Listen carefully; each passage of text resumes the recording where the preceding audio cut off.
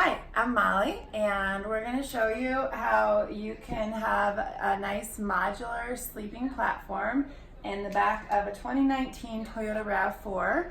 And this happens to be the XLE hybrid version, which I highly recommend going hybrid if you're able to. So you can see it has a nice automatic lift gate, so all I did was touch that, and voila, here is the back of the car. So Dave built a really nice platform that is primarily using 2x4s and MDF. I should remember that. 3/4 inch MDF. 3/4 inch MDF that is actually cut into two pieces. So you can't quite see where the cut is, but it's basically done just at the point where I could actually lift the front side of it up and over this side so that I could put the back seats back up. So this is also how to do a sleeping platform without taking the back seats out altogether. I already had these crates, so it was really nice that we were able to make the sleeping platform just high enough so that there was actually room not only for them to sit on the bottom of the floor, but also to, you have to remember to be able to lift them up over that lip of the edge. And then behind there you can see there's more storage space. There's a sleeping bag, there's a tent. There's even a little more storage space than I'm actually using because I'm trying to not have everything crammed to the max. But yeah, I can keep kitchen gear back here, songbooks, gloves, really whatever, and hula hoops. So here is just, I'm trying to keep minimal things on the place where I'm actually sleeping so that by the time I'm really tired and want to go to bed, the nice thing about having a sleeping platform is I don't have to lift all these crates off of where I want to sleep and move them to the front and everything. I can just put my actual suitcase with my clothes in it up in the driver's side seat, and then I can hop on in. So I'm going to do that really quickly just to show you how simple this is. This suitcase even fits through the window. So if I'm really in a hurry to get to bed, I can do that. And then using, these are my pillows and sheets and blanket. I'm not gonna open them up for the sake of demonstration, but you can get the idea. So this is a nice like cone foam mattress that's actually full or queen size and doubled over for extra cushion. And I am a back sleeper, so it's actually a little snug but quite comfortable. I just have to remember that I'm in my car so that I don't just bang my head as soon as I wake up. But I think I'll leave the windows cracked, and when I get to an area with the mosquitoes, make sure I make screens for the windows using some window screen and some magnets that Dave told me about. Yeah, so let me show you a little bit more of the apparatus here.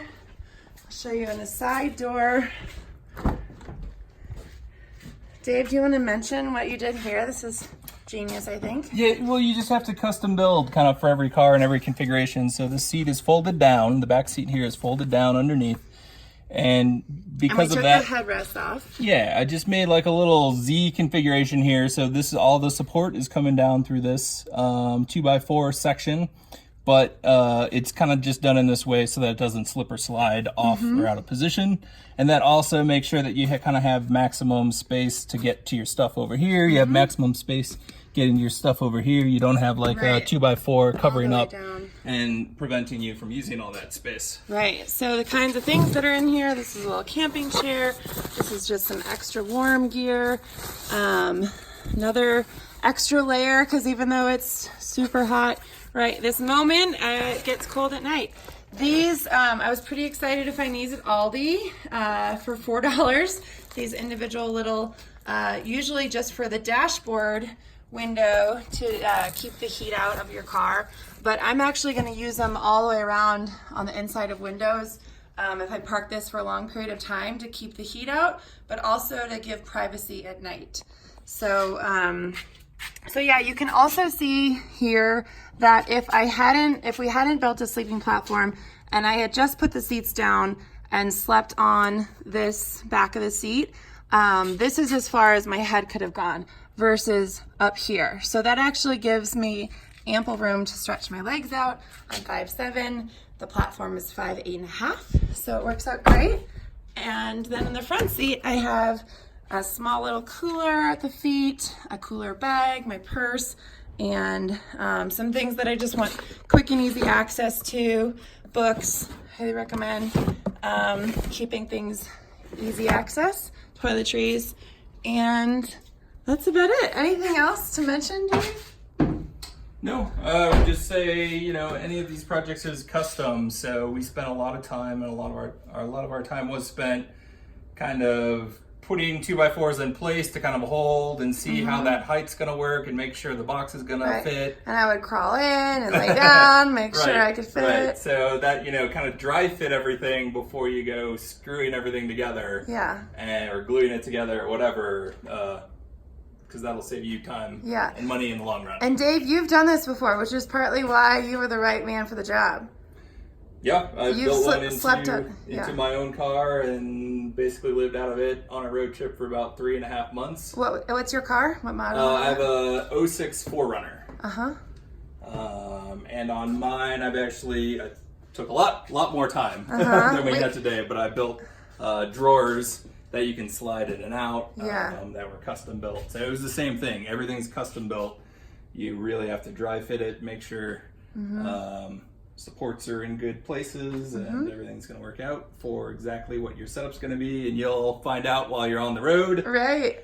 You're going to learn things. You're going to realize, oh, I actually don't want this box here. I want access to this over here. You move things around and then you come back and you make some adjustments and you make the fixes and add more. Right. I'll take this on its maiden voyage. Yeah. Yeah. Well, cool. I'm really excited to do so. Thanks so much. And I feel like there was one other thing to mention. You said about, now I'm blanking out. Anyways, if it's important enough, we'll add it in the comments. But thanks to Dave here for helping make this on the road. Oh, I was thinking about the cost effectiveness of this. Oh. So the materials cost maybe $70. And then obviously time, and this took you about 6 hours today of actually constructing, and that included like doing the dry run and seeing before you actually put screws in, and then 2 hours of planning yesterday. Yep. Yeah, and a part of that dry run was also kind of refilling the car. Right. And we basically put all the gear back in to make sure, yes, it's going to fit with this configuration. Right. So yeah, dry fitting takes a while, but the actual build only took like 2 hours probably. Yeah. Awesome. Well, here we go.